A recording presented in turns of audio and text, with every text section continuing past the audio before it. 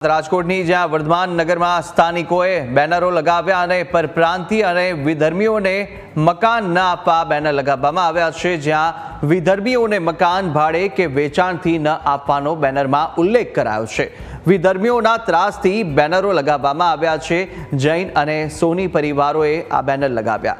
વર્ધમાન નગરમાં અશાંત ધારો લાગુ કરવાની પણ માંગ કરવામાં આવી છે। રાજકોટના વર્ધમાન નગર વિસ્તારમાં વિધર્મીઓને મકાન લેવા પર અને સાથે વેચવા પર પ્રતિબંધ અત્યારે મૂકવામાં આવ્યો છે। ખાસ પરપ્રાંતીય શખ્સો કે જે રાજકોટમાં જે ગેરકાનૂની પ્રવૃત્તિઓ સાથે જોડાયેલા હોય તેને ધ્યાને લઈને આ પ્રકારનો નિર્ણય કરવામાં આવ્યો છે। આપણી સાથે વર્ધમાન નગરના રહીશો જોડાયા છે। આ પ્રકારનો નિર્ણય શા માટે? એક તો એ લોકો છે ને ગંદકી બહુ કરે છે, ગંદકી અને જે લોકો ખાવાનું એનું હોય છે આડાવડું એ બધું ફેંકતા જાય છે। રાત્રે નીકળે ત્યારે બીભત્સ ચેનચાળા અમુક કરેલા છે ભૂતકાળમાં પણ। એના ઉપર એક્શન લેવા માટે અમે લોકોને પાછળ દોડ્યા પણ ભાગી ગયા, એટલે એના પર બીજું કાંઈ થયું નહીં અમારાથી। એટલે આ બધું મુશ્કેલીઓના કારણે બેન દીકરીઓને નીકળવું મુશ્કેલ થાય। રાત્રે દિવસના નીકળતા હોય ત્યારે એ લોકો ઉલાળા મારતા અને આમ દેકારા કરતા નીકળતા હોય, એટલા માટે થઈને અમને લોકોને એવું થાય છે કે આ લોકો જે પરપ્રાંતિયો છે એ લોકો ન હોવા જોઈએ વર્ધમાન નગરમાં। એના માટે તેને એસોસિએશને અમે નક્કી કર્યું છે કે આ બધા મકાન જે વેચે છે પરપ્રાંતિયોને વેચવું અને ભાડે આપવું બંને ન કરવું જોઈએ। વિધર્મીઓ કેટલા સોસાયટીમાં રહે છે? વિધર્મીઓ આમ અત્યારે 2-3 મકાન છે, પણ ધીરે ધીરે વધે એવું લાગે છે અમને, એટલા માટે થઈને અમે આ નિર્ણય લીધો છે બધા ભેગા થઈને। જે નિર્ણય લેવામાં આવ્યો છે, આ સોસાયટીએ નિર્ણય કર્યો છે, વર્ધમાન નગર જે સોસાયટી છે તેમાં મકાન ટોટલ કેટલા છે અને પરપ્રાંતીય અત્યારે કેટલા રહી રહ્યા છે?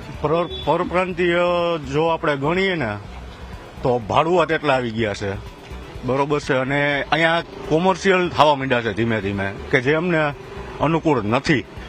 બીજા નંબરની વાત કરી તો રાત્રે 1:30 વાગે 2 વાગે આ જે વિધર્મીઓ છે, જાતનું નામ નહીં લઉં, પણ એ લોકો જે બધા છે રાત્રે થેલીમાં મટન ચિકન એના હાડકા આ તે બધું ગમે તે જગ્યાએ ફેંકીને વયા જાય છે। પેલી વસ્તુ એ અમને અનુકૂળ નથી। બીજા નંબરમાં અમારા બૈરાવ કે જે સાંજ પેડે બહાર ઓટે બેસતા, બરોબર છે, એ હવે બધું બેસવાનું થઈ ગયું છે બંધ। બહાર આવવા જવાનું બધું તકલીફ વાળું થઈ ગયું છે। બૈરાવને એકલા જવું હોય તો અમને ફોન કરે, ભાઈ તમે અમારી સાથે આવો। નતર એક સમય એવો હતો આખા રાજકોટની ગણતરી કરીએ તો સૌથી પોર્સમાં પોર્સ એરિયા પેલેસોડ વર્ધમાન નગર હતો, કે જે હવે કોમર્શિયલ થતો ગયો છે। અને હવે જે આ વિધર્મીઓ આવવાના ચાલુ થયા છે ને એની અમે ઝુંબેશ ઉપાડી છે કે એને અમે કોઈ પણ કાળે સામ દામ દંડ ભેદ અપનાવી અને કોઈ પણ કાળે એ લોકોને અમે પ્રવેશ કરવા દેવાના નથી। આ અમારા પગલા જોતા આજુબાજુવાળાના વિસ્તારના લોકો કે જેમ જયરાટ પ્લોટ છે, પ્રહલાદ પ્લોટ છે, કરણપરા છે, દીવાનપરા છે, એના પ્રતિષ્ઠિત વ્યક્તિઓ ઘણા અમારી કાલે મુલાકાત આવ્યા કે આ તમે સ્ટેપ કેવી રીતના લીધું છે, તમે આગળ આ કેવી રીતના કરવાના છો, એનું ગાઈડન્સ અમે કાલે એ લોકોને આપ્યું। અમે એ લોકોની સાથે જ રહેવાના છીએ આગળ જતા।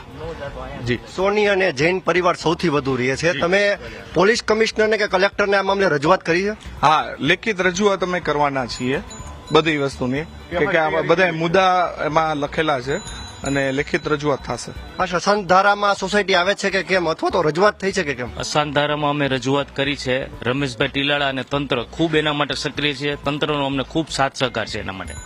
હાલ અત્યારે વર્ધમાન નગર વિસ્તારમાં જે વિધર્મીઓ હોય કે અથવા તો કોઈ પરપ્રાંતીય હોય તેમને મકાન વેચવા ઉપર પ્રતિબંધ અત્યારે મૂકવામાં એસોસિએશન દ્વારા આવ્યો છે, અને સાથે આ મામલે ધારાસભ્ય રમેશ ટીલાળાને પણ રજૂઆત કરવામાં આવી છે। આગામી દિવસોમાં જો ખરેખર કોઈ પણ તટસ્થ કાર્યવાહી નહીં કરે તંત્ર, તો વર્ધમાન નગર સોસાયટીના રહીશો ઉગ્ર આંદોલન પણ કરશે। કેમેરા પર્સન અભય ત્રિવેદી સાથે ઋષિ દવે, ન્યૂઝ કેપિટલ, રાજકોટ।